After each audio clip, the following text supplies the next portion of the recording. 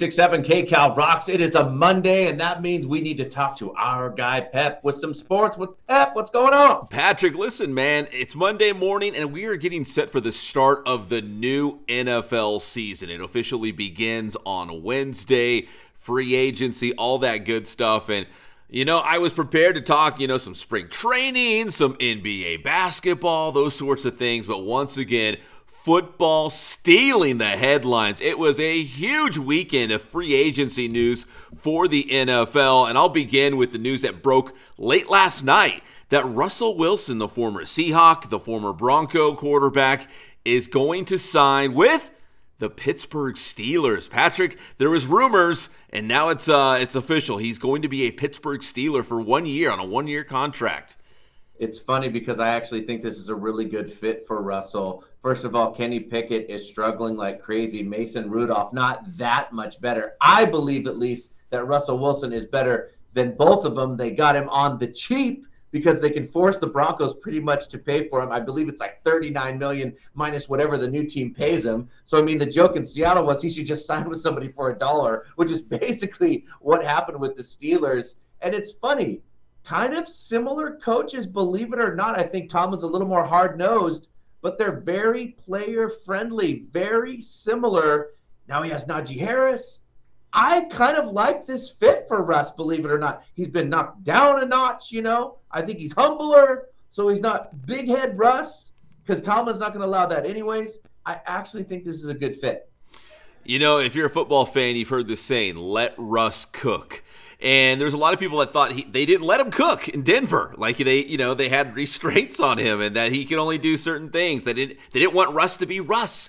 So he was awesome in Seattle. And I think there's a lot of people out there. I think he's maybe 35. Like, he's not that old. So I think there's a lot of people out there that believe that he can still be the old Russ. They can still let Russ cook. And Pittsburgh might be that spot. Pittsburgh's a team that is built to win right now. They got some good young weapons on offense. Their defense is always strong. And Mike Tomlin's one of the best of all time, I would say. So if there's a place where it would work for Russ to cook, it would be Pittsburgh. And we're going to find out. I think we are too. So look out for Pittsburgh. They got the defense. If Russ could just do something, yeah. He's got receivers. He's got the running back. He got the O-line. Who knows? The only problem, I'll say this, that the AFC North might be the toughest division in all the NFL right now. The Bengals, the Steelers, Ravens, and Browns, they're all really good. They're all, I would say Super Bowl contenders.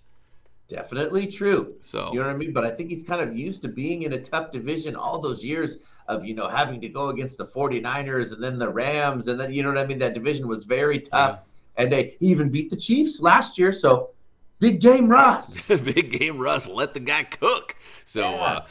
So Russ going to the Pittsburgh Steelers. And the other big news that broke on Sunday, the Buccaneers bringing back Baker Mayfield on a 3-year contract. So there's a lot of quarterback news that went down over the weekend. That was another one of the big headlines, that Baker Mayfield is going back to Tampa Bay. Patrick, they were pretty darn good with Baker running the offense. This is like a career comeback. Yeah. What a way to come back for him. How dark it looked in Cleveland. Yes, he did take him to their very first playoff in forever, but it looked like he was headed right out of the league.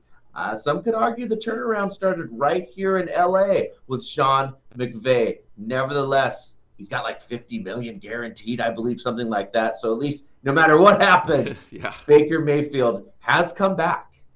Yeah, I forget the Rams era of Baker Mayfield. There was a moment in time where he was a Ram. And he actually did pretty good, and he turned that into, I guess, like a tryout with Tampa Bay, essentially, and it worked out, and now he's going to get paid. And a lot of these new contracts in the NFL, there's a lot of guaranteed money. That's a big stickler in the contract now, is they want that guaranteed money. And you're right, Baker is going to get paid, and he deserves it, right? They were good last year. They beat Philadelphia in the playoffs. He got him to the playoffs. They won a playoff game. Like, he deserved it. He got it. He earned that contract with Tampa Bay. Look at that. Russell and him finding a way. Yeah.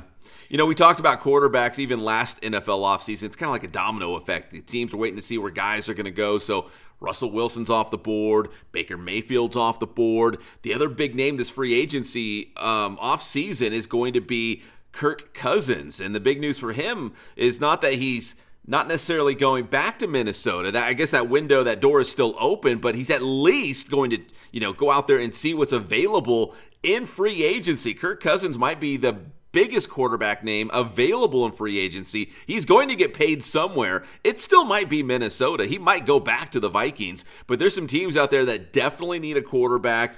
The Patriots, the Broncos, the Falcons, those are some of the teams that we're hearing quite often because they just don't have a permanent solution at that position.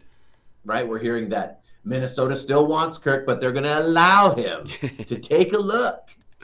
Yeah, I mean, and there's going to be teams out there that do want to bring him in. So I think it just depends on what the money is and does he want to go back to Minnesota? I know the Vikings, like we mentioned, they'd like to bring him back. I know Justin Jefferson is a big fan of Kirk Cousins, so I don't know if that will have much value, much weight in those discussions on how much the Vikings can offer him to bring him back. So Kirk Cousins, again, might be the biggest name outside of the NFL draft, might be the biggest name quarterback that a team can bring in this free agency period.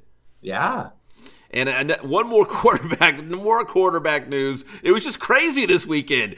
Mac Jones, the former starting quarterback for the New England Patriots, he is now going to the Jacksonville Jaguars to back up Trevor Lawrence. So kind of interesting move there. I don't know if there was a job out there where he would just go in as the starter, but we've learned in the NFL, if anything, you've got to have a solid number 2 quarterback ready to go just in case. Trevor Lawrence has been relatively healthy, but he missed some time as well. So you got to have a strong number 2. And Mac Jones going to Jacksonville, and I guess they're kind of built in the same mold. He can step right in and do some of the things that Trevor does. Maybe a little bit humbling for Mac Jones because the word on him is he had a little spoiled brat in him. So we'll kind of see if the humbling will help. And you're right, you never know. I mean, injuries happen in the NFL because it's brutal.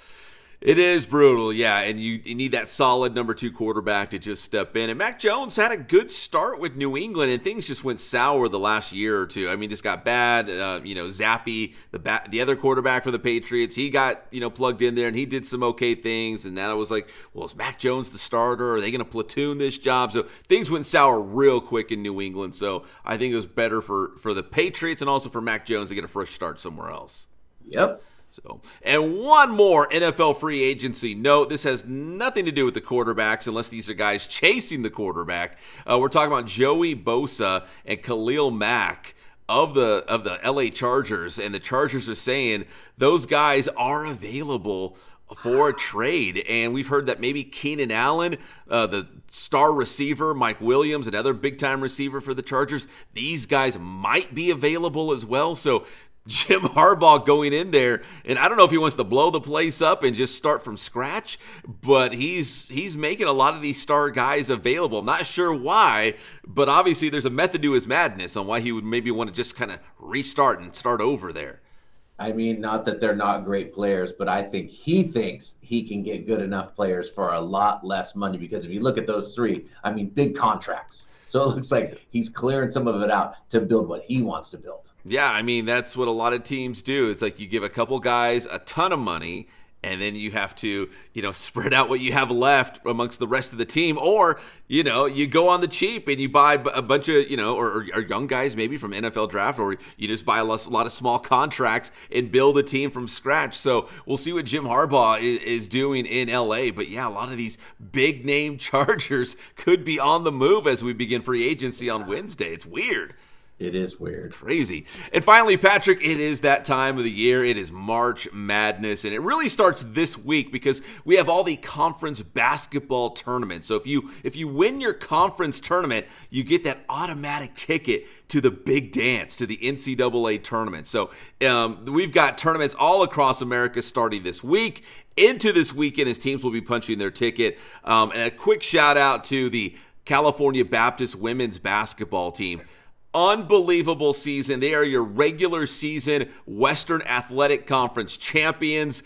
And if they win the conference tournament in Las Vegas this weekend, they could be going to the big dance. The first, CBU team to go Division I and go to the NCAA tournament. They're that good.